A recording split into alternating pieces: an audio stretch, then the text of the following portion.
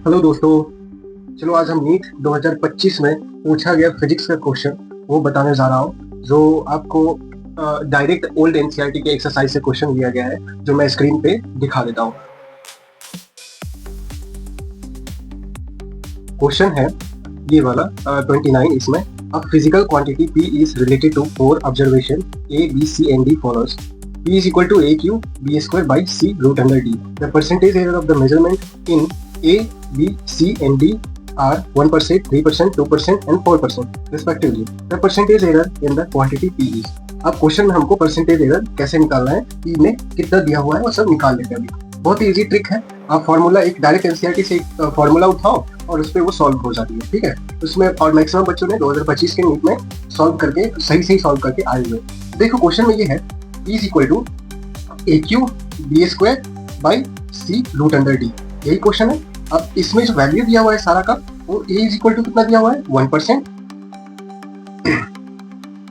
B बराबर दिया हुआ है 3%, C बराबर दिया हुआ है 2% और D बराबर है 4%, ठीक है।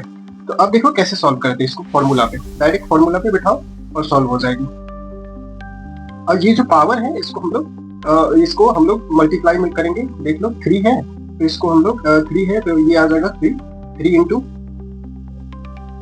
ऐसे करके ये हो जाएगा। फिर ऐड करना है, बी का क्या हो जाएगा,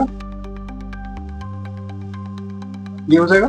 फिर सी का भी सब ऐड ही होगा, ये डिवीजन है, इसका मतलब ये नहीं कि डिवाइड करना है, ये सब ऐड हो जाएगा।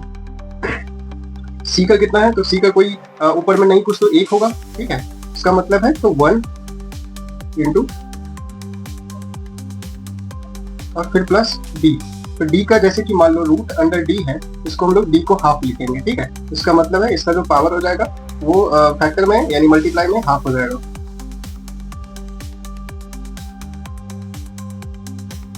ठीक है। ये हो जाएगा। अब सारा का वैल्यू हम लोग पुट करते हैं।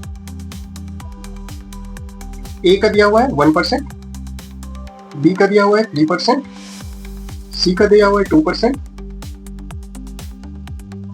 और डी का दिया हुआ है 4%।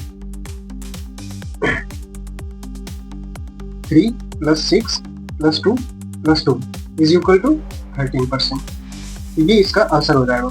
ई में टोटल कितना होगा, तो ऑप्शन नंबर जो इसमें है सी सही है, ठीक है।